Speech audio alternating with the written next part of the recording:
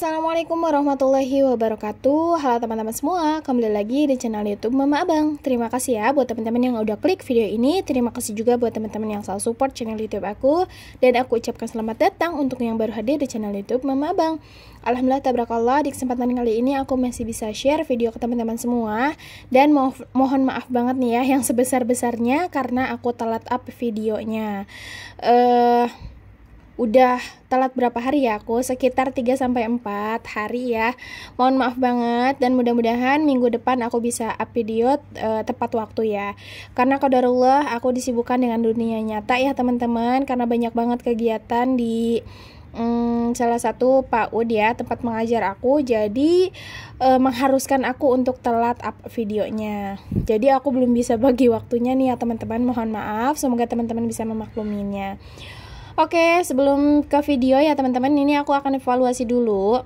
Nah, tapi sambil evaluasi, aku akan disclaimer dulu. Sebelumnya, aku adalah seorang ibu rumah tangga dengan 1 anak balita, dan aku memiliki penghasilan tambahan yaitu mengajar di PAUD.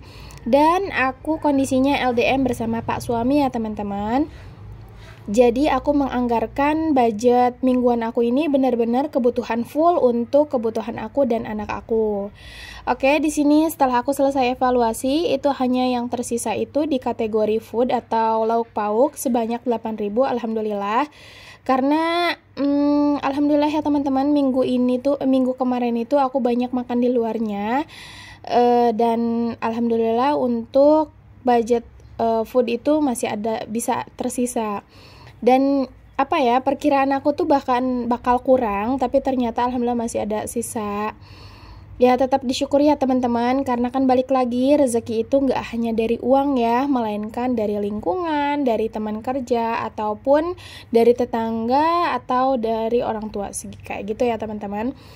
Oke, lanjut. Setelah tadi aku udah evaluasi di beberapa kategori mingguan aku, di sini aku akan cek budget sinking fund di minggu keempat ya teman-teman. Jadi aku akan cek apakah nominalnya sesuai dengan uang yang ada. Tadi untuk kategori yang pertama itu emergency, total budgetnya yang sudah terkumpul alhamdulillah sudah terkumpul sebanyak 25.000. Kemudian untuk dana lebaran sudah terkumpul sebanyak Rp30.000. Lanjut untuk kesehatan. Di sini untuk kesehatan alhamdulillah sudah terkumpul sebanyak 20.000 ya kalau nggak salah. Nah, di sini untuk kesehatan juga aku isinya nggak setiap minggu ya teman-teman. Jadi kalau misalkan aku ada penghasilan tambahan ya biasanya aku langsung tambahin. Dan untuk kategori lainnya juga kayak gitu. Oh ya, tadi untuk kategori kesehatan itu saldonya ada 15.000. Kemudian di sini kategori terbaru ya teman-teman, yaitu kategori kebutuhan sudah terkumpul sebanyak Rp20.000. Nah, di sini aku salah tulis ya, bukan salah tulis, salah nyimpan saldo. Jadi di sini ada beberapa kategori yang belum aku tulis rinciannya. Nah, di sini aku betulin dulu. Nah, buat teman-teman nih yang masih nanya, dana kesehatan itu buat apa sih Kak? Kan ada emergency ya, atau dana darurat. Nah, jadi untuk dana kesehatan ini benar-benar aku pakai untuk membeli vitamin atau membeli obat di apotik ya teman-teman. Jadi kalau misalkan anak aku panas atau aku meriang atau batuk lain sebagainya, aku bisa menggunakan dana kesehatan. Nah, dana emergency itu aku pakai untuk benar-benar keadaan yang darurat aja ya teman-teman, atau hal yang tak terduga gitu ya teman-teman, atau sesuatu hal yang tidak bisa ditunda kayak gitu. Jadi sebisa mungkin aku juga mengutamakan untuk mengumpulkan dana emergency tersebut. Oke, lanjut. Tadi untuk elektronik alhamdulillah sudah terkumpul sebanyak 20.000. Kemudian tadi untuk kebutuhan abang ya teman-teman, atau untuk kebutuhan anak aku itu saldonya ada 52.000. Kemudian untuk challenge 50 lembar. Nah, di sini aku juga salah tulis ya teman-teman, karena biasanya kan aku memiliki challenge 100 lembar, tapi kali ini aku hanya membuat challenge 50 lembar aja atau setengahnya, biar cepat panen ya teman-teman. Biar nggak terlalu lama juga. Nah, ditambahkan ini tuh nominalnya hanya nominal 1000-an aja, karena untuk nominal 2000 itu beda lagi challenge-nya, yaitu the power of 2000. Nah, untuk challenge 50 lembar ini sudah terkumpul tadi sebanyak berapa ya? Tuh aku lupa lagi, ini lagi hitung ulang. Nah, buat teman-teman boleh banget nih nabung menggunakan challenge ini, karena challenge ini tuh benar-benar nggak memberatkan ya teman-teman.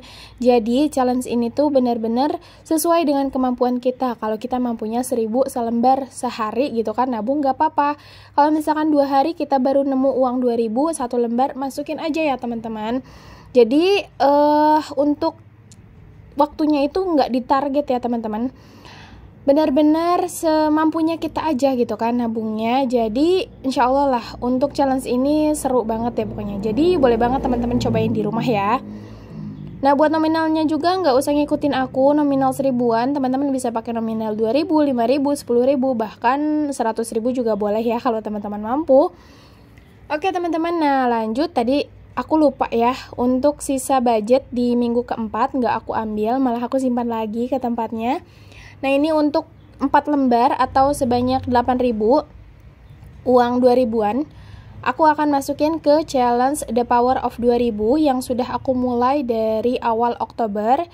Dan target aku tuh tadinya kan 1 bulan full bisa terisi penuh. Tapi ya balik lagi lah ya, manusia hanya bisa berencana, sisanya Allah yang menentukan, kayak gitu. Nah, jadi aku akan lanjut aja terus sampai penuh ya. Jadi nggak setiap bulan aku mampunya berapa terus panen, enggak ya. Aku tetap akan fullin dulu. Ini target The Power of 2000. Kalau udah penuh tuh baru aku akan start lagi. Oke? Nah, buat teman-teman juga kalau misalkan nggak punya binder kayak aku tuh, binder Daisy ataupun Ziplock ataupun tempat tabungan yang lain ya, yang lebih cantik, teman-teman boleh banget nih pakai food container ya kayak aku, atau ompreng plastik ya. Tahu sendiri lah harganya berapa. Di Shopee juga harganya paling nggak nyampe 1000-an ya, 900 perak.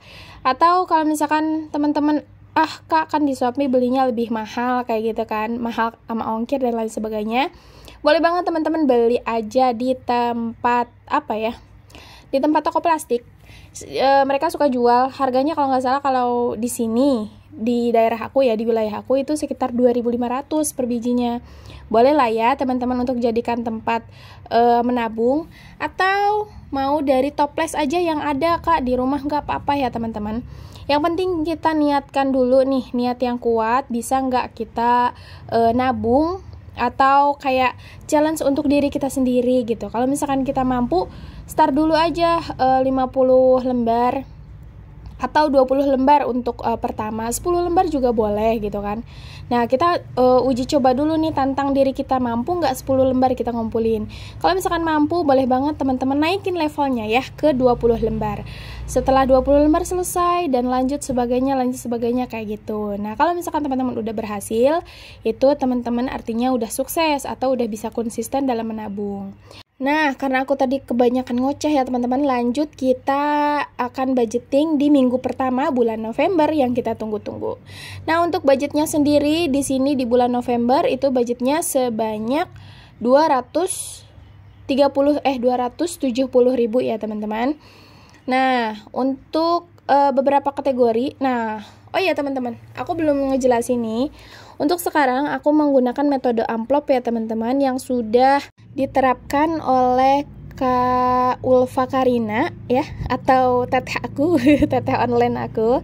Jadi aku juga mau coba nih untuk metode ini. Jadi aku bisa ngerasain yang namanya gajian mingguan ya teman-teman, karena tantangan kalau aku pribadi ya menggunakan cara ini, mungkin metodenya sama, cuman caranya berbeda, cuman ya tujuannya sama kayak gitu. Kalau aku pribadi menggunakan metode ini, setiap minggu atau setiap awal minggu, pergantian minggu, itu aku ambil satu amplop yang sudah ditentukan, misalkan minggu pertama gitu kan. Di awal bulan tuh aku udah bikin rencana atau bikin plan dulu nih budget minggu pertama sampai minggu kelima. Nah, kalau misalkan budget tersebut sudah rinci, sudah ada nominalnya berapa tiap minggunya, itu aku masukkan ke amplop dan langsung aku lem atau tutup. Nah, kalau misalkan belum waktunya atau belum pergantian minggu, aku nggak boleh ngambil dulu nih amplop tersebut. Aku hanya mengambil satu amplop, dan satu amplop itu hanya untuk memenuhi kebutuhan minggu tersebut gitu ya teman-teman. Paham gitu sih? Kalau misalkan teman-teman nggak paham, boleh banget teman-teman komen di bawah, atau nanti teman-teman simak lagi video berikutnya biar teman-teman lebih paham ya. Nah, lanjut kita menuju part yang paling menyenangkan, yaitu mengpos-poskan uangnya ke tempatnya masing-masing. Nah, di sini untuk kategori yang pertama yaitu ada kategori food atau lauk pauk ya teman-teman, sebanyak Rp100.000. Alhamdulillah untuk budget ini saya cukup sekali, dan alhamdulillah lebih dari cukup ya teman-teman. Karena mungkin ya ada sebagian orang yang berpikiran mana mungkin budget 100.000 seminggu itu bisa cukup. Sedangkan saya aja gitu kan sekali pesen di GoFood atau makanan online itu sekali pesen 200.000 untuk sekali makan. Oke, tapi itu di daerah kakak gitu ya. Kalau di daerah aku yang pertama nggak ada GoFood ya teman-teman, nggak ada makanan yang diantar pakai Gojek dan lain sebagainya, melainkan di sini ada hanya ada makanan yang siap saji atau disebutnya warteg ya teman-teman. Nah, di warteg juga alhamdulillah dengan budget 15.000 per hari itu udah dapat lauk, udah dapat sayur mayur juga alhamdulillah. Mungkin karena aku tinggalnya di kampung ya teman-teman, jadi termasuk masih murah meriah kayak gitu. Nah, apalagi ditambah aku LDM bersama Pak suami, jadi budget 100.000 dalam satu minggu itu lebih dari cukup ya teman-teman. Kadang kalau misalkan ada lebihnya, aku lebih pakai untuk jajan atau fun liburan kecil-kecilan sama anak aku ya teman-teman, kayak gitu. Jadi balik lagi, jangan pernah menyamaratakan keuangan kita dengan keuangan orang lain, karena kondisi setiap orang itu jelas berbeda ya. Sekali lagi, maksud tujuan aku membuat video ini hanya ingin share caraku mengelola keuangan kayak gitu ya teman-teman. Dan balik lagi, bukan maksud ria ataupun pamer ataupun membanding-bandingkan keuangan aku dengan keuangan orang lain, tidak ya teman-teman. Dan semoga aja nih aku membuat video ini bisa menginspirasi teman-teman yang ingin mengatur keuangannya menjadi lebih baik lagi. Nah, inilah cara aku untuk mengatur keuangan agar aman dalam 1 bulan.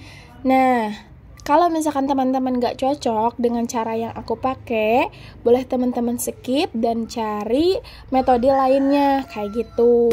Di YouTube atau di Instagram itu banyak banget ya teman-teman online kita yang sudah share cara mengelola keuangan, mau itu bulanan, mau itu mingguan, mau itu harian, bahkan tidak tetap kayak gitu. Jadi boleh teman-teman pilah-pilah lagi ya cara mengelola keuangan yang nyaman dan cocok buat teman-teman. Oke, lanjut tadi ya, setelah teman-teman mungkin sambil nyimak ya, sambil dengerin suara aku. Untuk rincian kategori mingguannya yaitu tadi ada food sebanyak 100.000, kemudian untuk transport 15.000, untuk kebutuhan aku atau pegangan aku itu sebanyak 10.000, kemudian untuk fun atau jajan 35.000, dan yang terakhir untuk kebutuhan abang atau kebutuhan anak aku sebanyak 20.000. Nah, lanjut kita menuju sinking fund. Nah, tadi untuk emergency budgetnya 5.000, alhamdulillah sudah terkumpul sebanyak 25.000, kemudian untuk budget lebaran sudah terkumpul sebanyak 30.000, kemudian untuk kesehatan sudah terkumpul sebanyak 25.000, dan ini untuk kebutuhan sudah terkumpul sebanyak Rp30.000. Nah, buat teman-teman juga nih yang pusing lihat sinking fund-nya aku yang terlalu banyak, boleh banget teman-teman langsung skip aja, atau teman-teman skip beberapa kategori yang teman-teman nggak perlukan. Misalkan kayak elektronik teman-teman nggak butuh, ya udah teman-teman nggak usah pakai, dan bisa pakai kategori yang lain yang lebih penting. Kayak emergency kan selalu harus ada ya di setiap sinking fund itu. Kemudian mungkin dana pendidikan, kemudian dana lebaran dan lain sebagainya. Nah, buat teman-teman yang nanya, kok nggak menyediakan dana pendidikan, Kak? Sedangkan dana pendidikan itu kan sangat penting. Nah, bukannya nggak aku sediakan sediakan atau nggak aku tabung.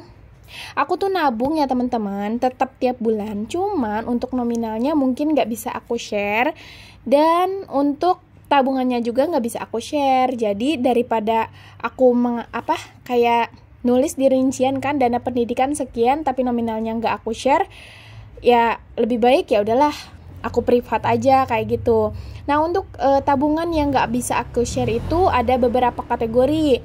Yang pertama ada dana pendidikan. Kemudian ada dana investasi ya teman-teman, atau dana hari tua nanti. Kemudian yang ketiga itu tabungan rumah ya teman-teman. Nah karena doain ya teman-teman, aku juga lagi nabung untuk membeli rumah impian ya. Siapa sih yang nggak mau gitu ya mempunyai rumah impian.